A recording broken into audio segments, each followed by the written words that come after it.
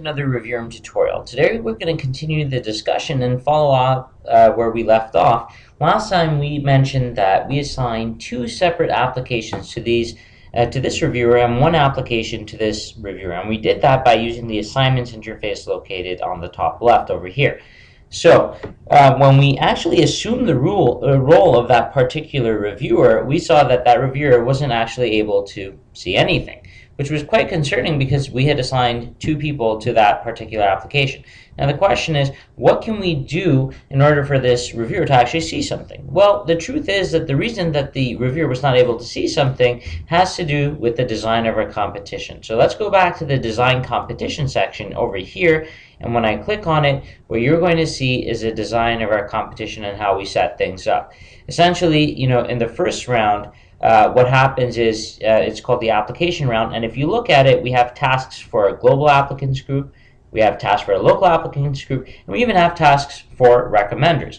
And that's really nice, so I can minimize this right here. And if I take a look at the pending review section, you're going to see that there are tasks for each group of judges. Now the thing is that if you look at the number of submissions that are in this round, it says 0 submissions. So if there are 0 submissions in the pending review round, then what exactly is it that you want the judges to do when they're assigned to these applications?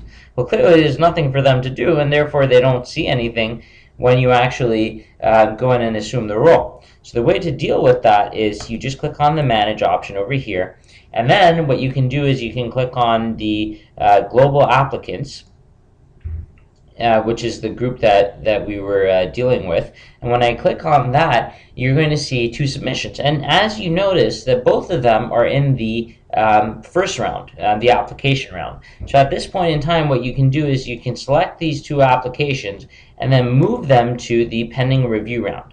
So as they move to the pending review round, the round section will get updated. Now what I can do is, let's go back to the section where we were in. We were in the local judges section.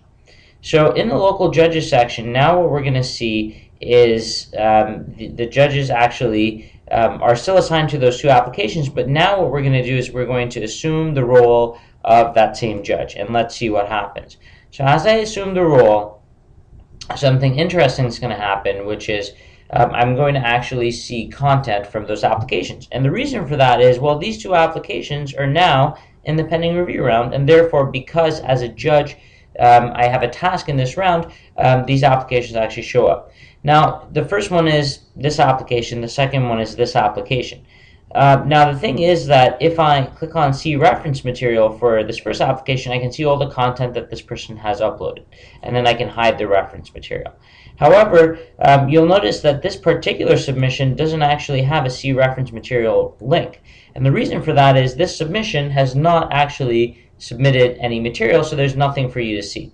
So from a judge's perspective, at this point in time, you can do a couple of things. So first of all, you can click on this, read, click on this link or click on that link and then start reading the material, or just download this person's application onto your computer as a zip file. Or alternatively, you can just click on this big download link over here, and if you click on that, basically it's going to compile the results, and as you can see, it's going to give you one file that's going to contain all the information.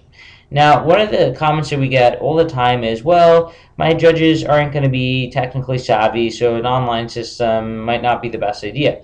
And so the truth is that most judges are are generally not tech savvy, and that's the truth.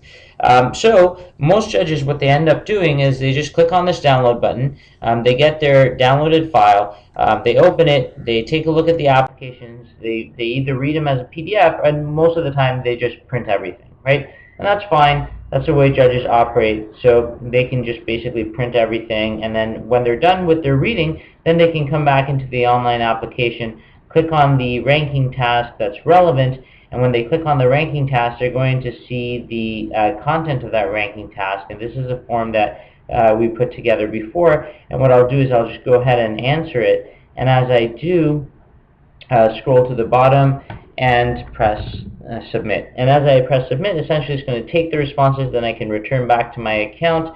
And when I return back to my account, what you're going to see is that it's going to show my score. I gave this person a 59 out of 70, and I'm done with this one. Now I can go on to the next one. So there's more for judges. Join us in our next tutorial.